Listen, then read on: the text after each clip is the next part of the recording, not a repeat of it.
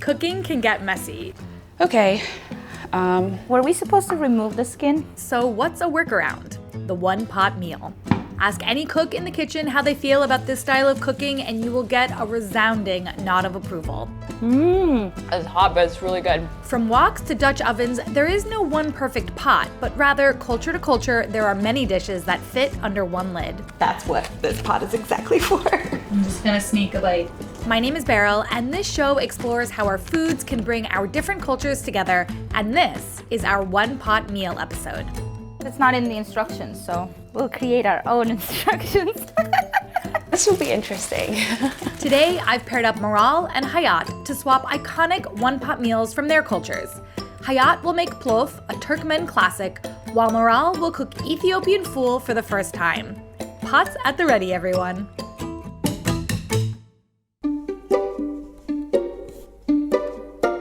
Hi Hayat, my name is Maral, and today you'll be making one of my favorite one-pot dishes, plof. Plof is a traditional rice dish from Uzbekistan and Turkmenistan. I was born in Turkmenistan. My mom is also from Turkmenistan, but my dad's side is from Uzbekistan, from the city of Bukhara. I am very intimidated by what I'm making today. I'm scared that I'm gonna screw it up. Being from Turkmenistan is like representing a little piece of Central Asia. A lot of people don't know where Turkmenistan is, and they always confuse it with Turkey. They're completely different nations, and they have completely different histories. Plof in Central Asian cuisine, specifically in Uzbekistan and Turkmenistan, is like the king of all their dishes. The four main ingredients of this dish are lamb fat, carrots, onions, and rice. Now I'm cutting the lamb tail fat. I've never really made anything with lamb fat before, so. Okay. By combining these simple ingredients, we create like a full-on fusion of Central Asian flavors. I'm feeling more excited now that the prep is like almost done and I can start cooking. So traditionally, plof is made in a Turkmen cauldron that is called kazan. Oh. Beryl, I think this is in Russian. Can you read it? It says kazan for plov. Literally, that's what this pot is exactly for. The whole point of kazan is that it transfers heat in an equal way so that the ingredients are cooked simultaneously. It smells like a really juicy lamb. There's so much oil, and I'm like, oh, I can fry the oxtail. I was not sure that was gonna happen.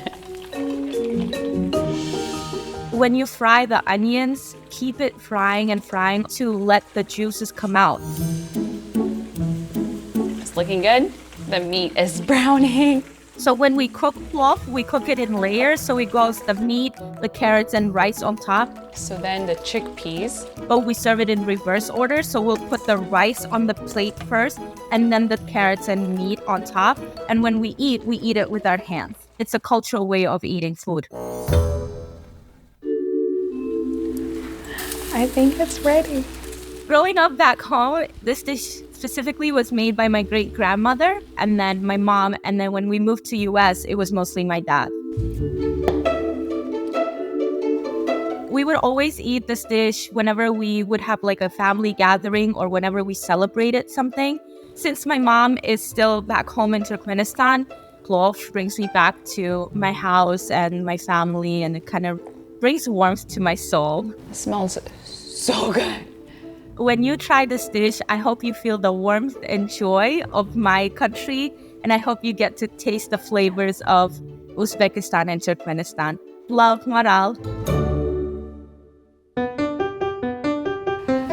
I'm so excited to try this dish. I can't believe I made it. Maral said to eat it with your hands, so I'm gonna try that because I love eating with my hands, because I grew up eating with my hands. This is so good. Thank you, Maral. I feel so excited and like kind of proud of myself. I didn't think I was gonna pull this off. I was like, the oxtail's not gonna be cooked. There's gonna be fat all over. I didn't know what it's gonna look like. And like, this is really, really yummy. And I feel like I'm actually gonna go to the butcher, get lamb fat and make it again. You know, if you're cooking meat and if there's like fat that can turn into oil, this could be a tastier alternative. I don't think I've had a rice dish with chickpeas and carrots before, and definitely not lamb fat. I don't even know how to describe it. It just tastes so nice and like warm. I'm absolutely more curious now about like the different types of cuisines in Uzbekistan and Turkmenistan, and you know, this was absolutely delicious, but I'm like, oh, okay, what else is there? So I'm definitely curious to learn more. So Maral said that this food would be good for a group, and it so happens that I have a few friends here that are hungry and waiting to try it. Thanks. You're definitely making this for us again. It is so good. Oh, okay, good. Yeah. Oh yeah, it's so yummy. I'm so shamelessly eating because it's so good. Yo. Oh my god. It's your success, but I'm gonna relish in it. as well. No, we did it together. Wow. Wait, the rice is so yummy. This is so good. Good job.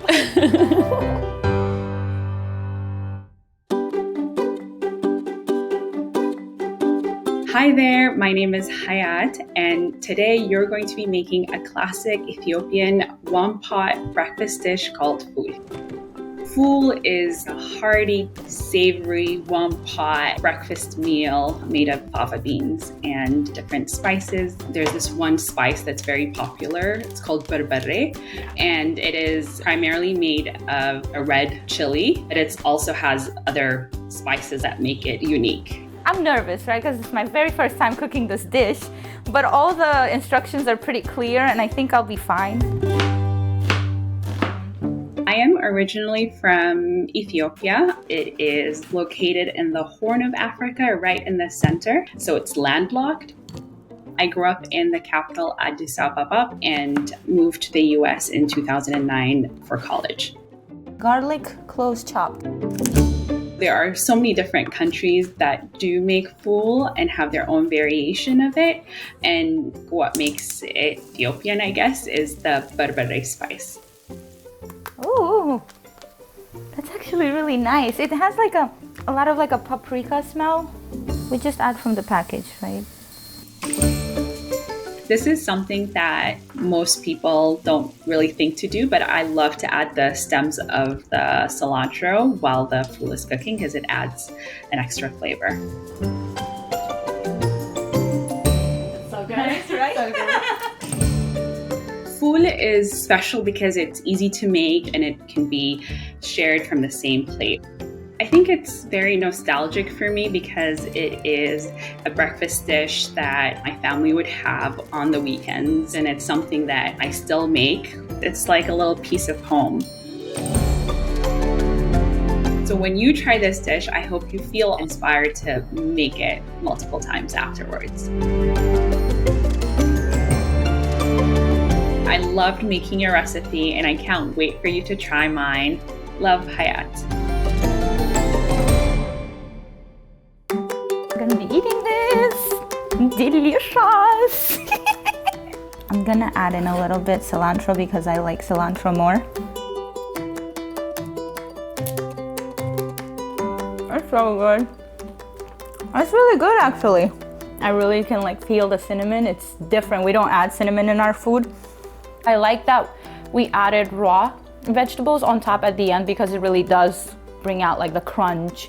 Even though the dish is soft, the crunchiness makes it like really nice. I have never been exposed to Ethiopian culture or food ever. Like I've never cooked or tried the food. It's kind of like reminding me of like an Indian dishes, like the dal or something that you'd like pick up with a roti. But I will definitely be going exploring their food. Definitely, yeah. Between my dish and the dish from Hayat, she definitely had it harder, I think. I mean, I'm happy she got to try my food, you know, and I'm happy I got to try her food. And I think it was really nice that she got open to a new culture, right? Like she's never heard of plov and I've never heard of ful. So like for me, it was really cool too. And it kind of broadens your perspective. It makes you more aware of other human beings. And that's what makes us all, you know, unique, right? And that's what unites us as well, learning about each other. Especially watching the video, it was like the way that she said it brings back nostalgia like of her family eating it every weekend for breakfast. I think that's amazing. Hayat, thank you so much for opening up my horizon to new foods. I love it. It's amazing, and I hope you enjoyed my plov. I hope you enjoyed this episode of Pan Pals. Let me know in the comments what is your favorite one-pot meal. And if you enjoyed this show, then you should check out The Great American Recipe on PBS. The show features 10 talented home cooks in a competition that celebrates the diversity and flavors of foods across the United States. You can watch the first episode here on the PBS Food YouTube channel and the rest of the season on the PBS app or on your local PBS station.